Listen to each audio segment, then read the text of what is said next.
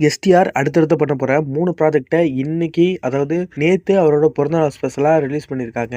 Update குடுத்துருக்காங்க. என்னென்ன படம், யார் யார் பண்ண போறா, எப்படி இருக்கலாம், எந்த மாரி இருக்கு அனௌன்ஸ்மென்ட் அப்படிங்கிறத இந்த வீடியோல டீடைலா பார்த்துருவோம். ஃபர்ஸ்ட் எஸ்டிஆர் 49 மோஸ்ட் வாண்டட் ஸ்டூடண்ட்னு போட்டு ஒரு இன்ஜினியரிங் மெட்டீரியல் புக், அதுக்குள்ள கத்தின்னு ரொம்பவே டிஃபரெண்டான லுக்கா இருந்தது. அண்ட் எனக்கு ரொம்ப பிடிச்சிருந்தது. இந்த படத்தோட டைரக்டர் ராம்குமார் பாலகிருஷ்ணன்.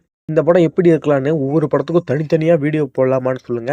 அந்த படம் எந்த இருக்கலாம் அப்படின்றதையும் கமெண்ட் பாக்ஸ்ல கமெண்ட் பண்ணுங்க. அடுத்தது எஸ்டிஆர் 15 தேசிங்க பெரியசாமி படம். இந்த படம் ஃபர்ஸ்ட் ராஜ்கமல் அவங்க ப்ரொடக்ஷன்ல இவங்க சேர்ந்து பண்றதா இருந்தது. இப்போ அதை அவங்க டிரா பண்ணிட்டு இப்போ அது எஸ்டிஆரோட எஸ்டிஆர் ஆர்ட்ஸ் அப்படிங்கிற கம்பெனியை ப்ரொடியூஸ் பண்ண போறாங்க. இதுதான் எஸ்டிஆர் 48 இருந்தது. இப்போ எஸ்டிஆர் 48க்கு பதில் தக்லீஃப் வந்து ஃபில் பண்ணலான்னு இருக்காங்க போலுக்கு. அது என்ன பிளான் தெரியல. அதை பத்தி முடிஞ்சா இன்னொரு வீடியோ தனியா பேசுவோம். இந்த படத்தோட டைரக்டர் தேசிங்க பெரியசாமி.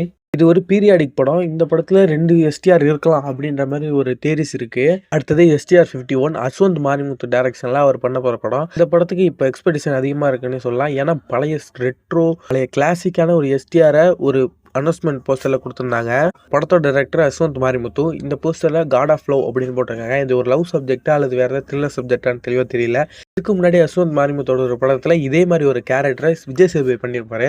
அதுக்கும் இதுக்கு ஏதாவது லிங்க் இருக்கான்னு தெரியல. இந்த 3 படங்களை பத்தி டீட்டெயில்ஸ் வேணும்னா மறக்காம கமெண்ட் பாக்ஸ்ல கமெண்ட் பண்ணுங்க. இந்த 3 படத்தை பத்தி தனித்தனியா டீட்டெயிலா ஒரு வீடியோ பேசி